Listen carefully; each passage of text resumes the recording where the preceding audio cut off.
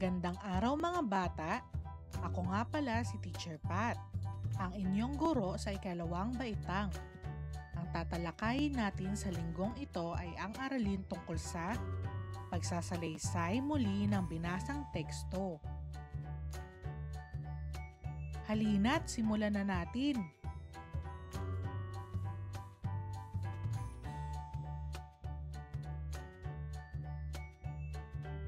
Pagkatapos ng araling ito, ikaw ay inaasahang makapagsasalaysay muli ng binasang teksto ng may tamang pagkakasunod-sunod ng mga pangyayari sa tulong ng mga larawan, pamatnubay na tanong, at story grammar. Ang pangyayari o hakbang ay iniaayos ng may pagkakasunod-sunod ayon sa panahon. Sumusunod ang kahalagahan ng isang ideya, kaalaman, konsepto, impormasyon, gawain o pangyayari sa isang kwento.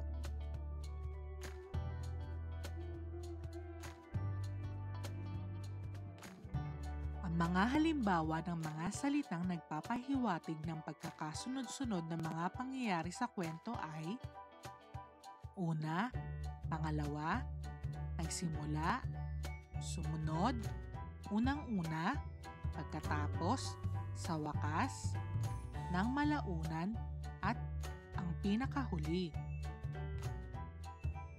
Ang pagkakasunod-sunod ng mga pangyayari sa kwento ay isang paraan ng pagbubuod.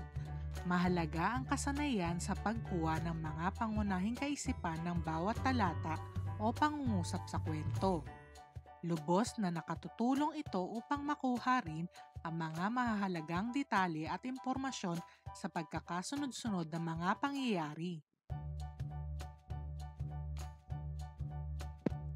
Halimbawa, unang gagawin ni Michelle pagkagising ay maligo at magbihis. Pangalawa, kakain na siya kasama ang pamilya. Pagkatapos ay tutulong siya sa mga gawaing bahay at panghuli ay mag-aaral.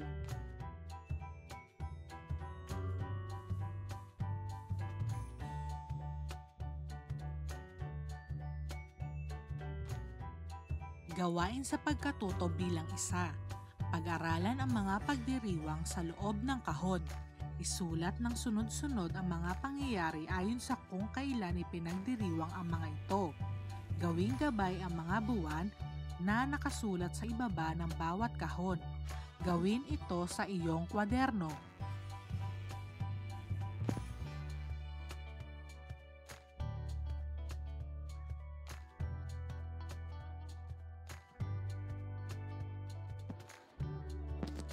Narito ang mga sagot.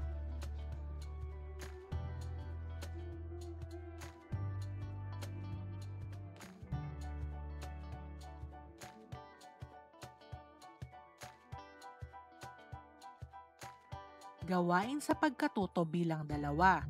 Pagsunod-sunurin ang mga pangyayari. Lagyan ng letrang A, B, K, D, at E ang mga patlang. Isulat ang sagot sa iyong kwaderno. Number 1.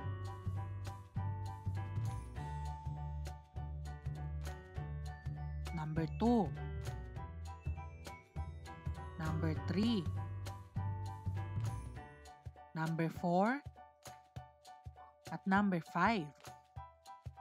Ang unang pangyayari ay ang number 1. Una, nagtungo kami noong linggo sa Antipolo upang dumalo sa pistahan. Ang pangalawang pangyayari ay number 4. Pangalawa, malugod kong ikinatuwa ang mabuting pagtanggap ng aming kamag-anak sa Antipolo. Pangatlong pangyayari ay number 2. Kasunod nito, nanood kami ng parada at nakita namin ang mga kabataang lumahok sa street dancing. Panglima, pagkatapos natuwa ako nang yayain ako ng isang bata na hindi ko kakilala na lumipat sa kanyang pwesto upang makitang mabuti ang parada. At ang panghuling pangyayari ay number 3. At sa wakas, natapos din ang buong maghapon at babalikan kong muli ang pistang aking dinaluhan.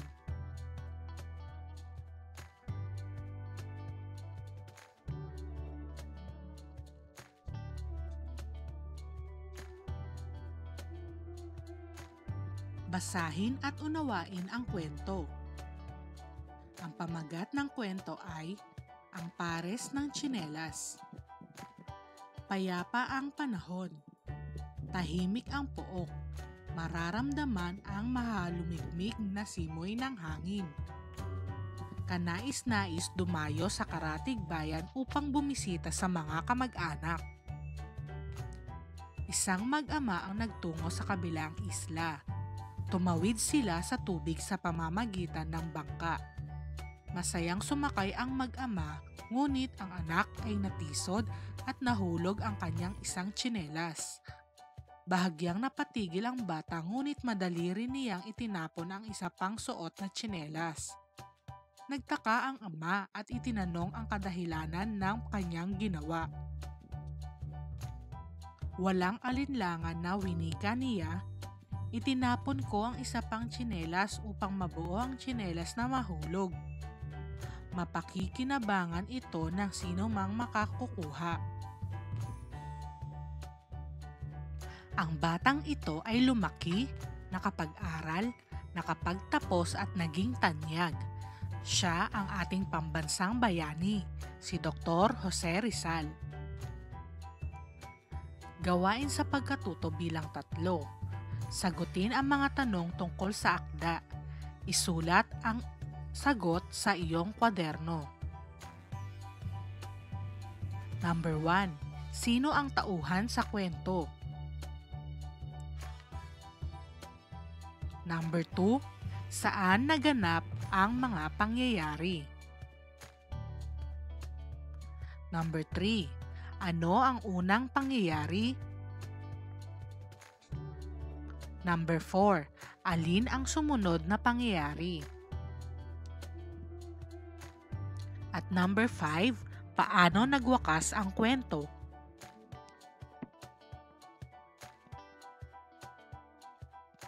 Gawain sa pagkatuto bilang 4. Kopyahin ang graphic organizer sa iyong kwaderno. Iguhit dito ang mga pangyayari na may tamang pagkakasunod-sunod mula sa binasang kwento.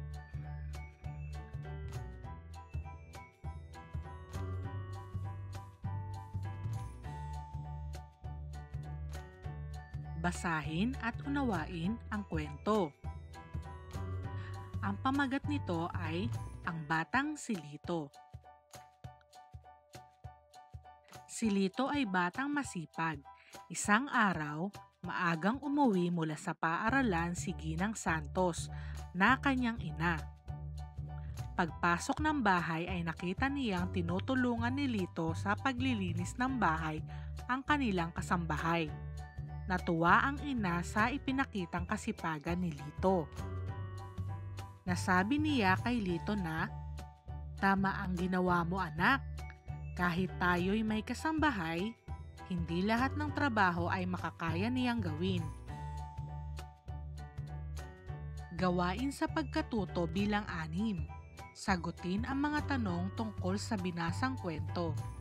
Isulat ang sagot sa iyong kwaderno. Tungkol saan ang kwento? Saan ito nangyari? Sino-sino ang tauhan sa kwento? Ano ang katangian ni Lito? Ano ang aral na iyong natutuhan sa kwento?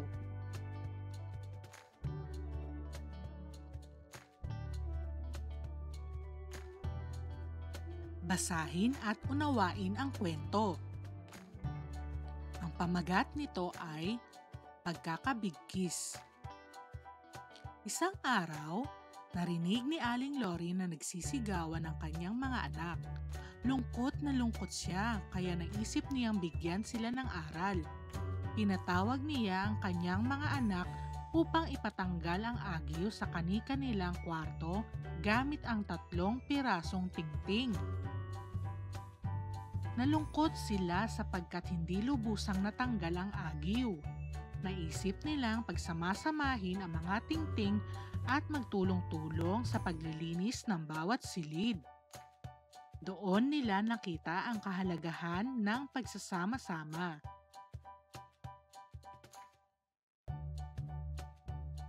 Gawain sa pagkatuto bilang 7. Ibigay ang mga impormasyong hinihingi sa ibaba ayon sa kwento. Gawin ito sa iyong kwaderno. Una, pamagat.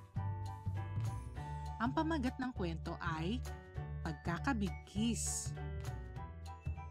Pangalawa, tauhan. Ang mga tauhan ay si Aling Lori at ang mga anak. Pangatlo, tagpuan.